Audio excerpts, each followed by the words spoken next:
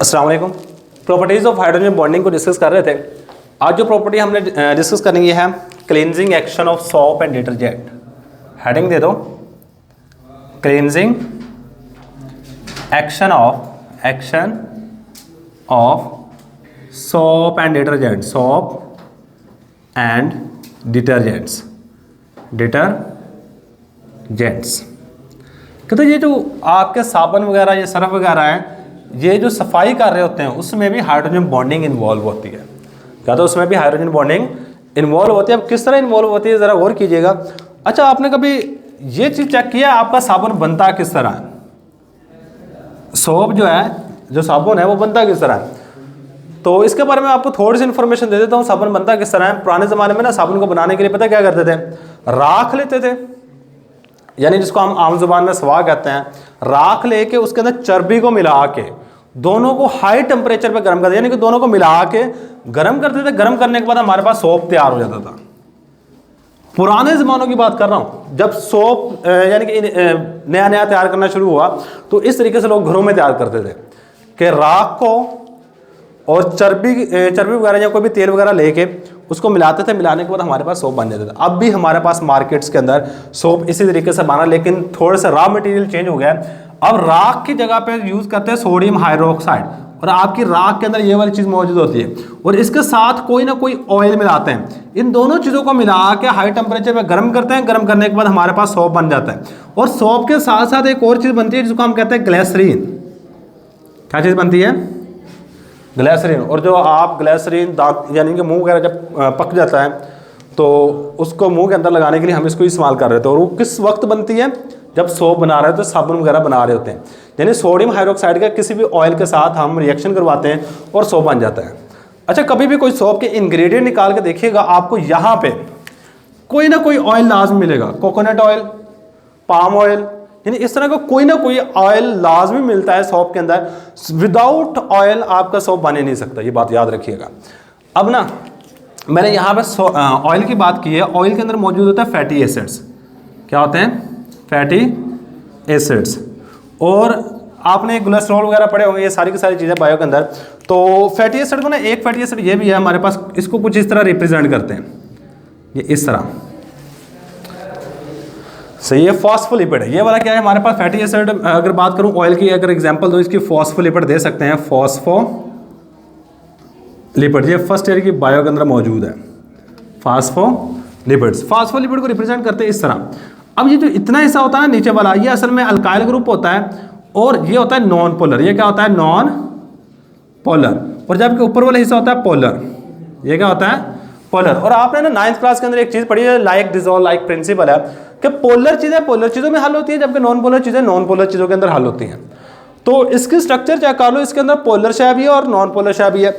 मतलब अगर मेरे पास कपड़ों के ऊपर दाग वगैरह लग जाते हैं, आप इसको समझ लीजिएगा, बड़ी इंपॉर्टेंट चीज़ है कि आपकी ये कपड़ों वगैरह के अंदर दाग वगैरह क्यों निकल रहे होते हैं।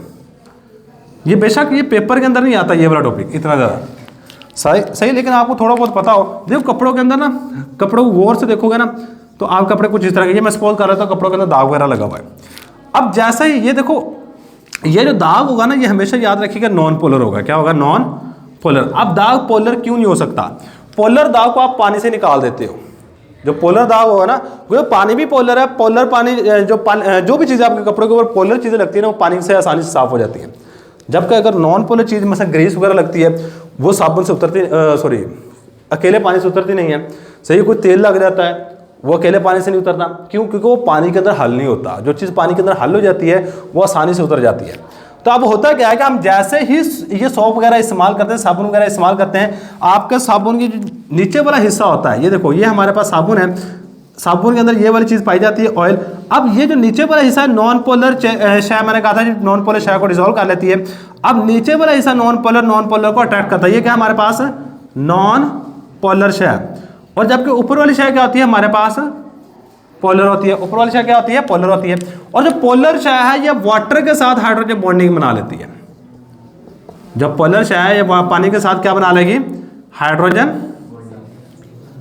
बॉन्डिंग बना देगी। अब यहाँ पे हमारे पास फोर्स ऑफ अट्रैक्शन कायम होती है और इसको हम नाम देते हैं हाइड्रोजन बॉन्डिंग का। अब देखो होता क्या है, आपके सोप के अंदर ये सलाहियत होती है कि उसके अंदर पोलर ग्रुप भी होते हैं और नॉन पोलर ग्रुप भी होते हैं। जो नॉन पोलर साइड होती है वो स्टेन यानी दाग धब्बों के साथ अट्रैक्शन कायम करती है, जबकि पोलर जो साइड होती है वाटर के साथ अट्रैक्शन करती है। अगर वाटर इसको खींचेगा तो ये क्या करेगी, आपके स्टेन वगैरह खींच रही होती है, जिसकी वजह से आपका स्टेन वगैरह रिमूव हो जाता है। ये तरीकाकार हो रहा होता है और यही बातें हमने यहाँ पे लिखनी है। Cleansing action of shop, cleansing action of soap and detergent, soap and detergents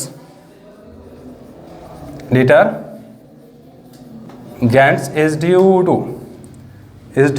to the formation of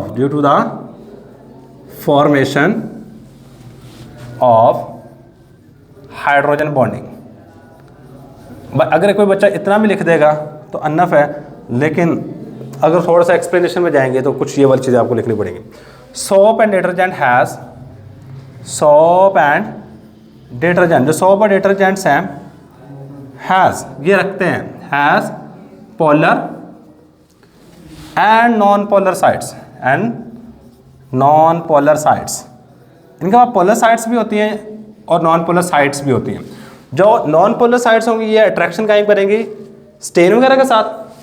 non polar sides, non polar sides, जो नॉन पोलर साइड्स होंगी create attraction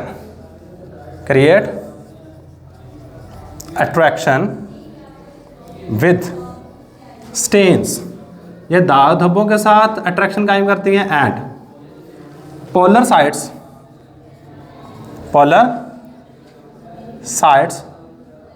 form hydrogen bond, form hydrogen bonding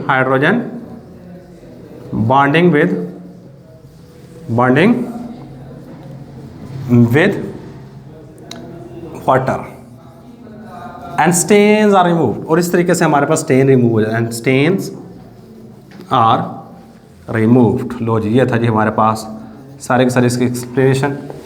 तो यही हमारे पास cleansing action of soap and detergent. अल्लाह हाफिज़।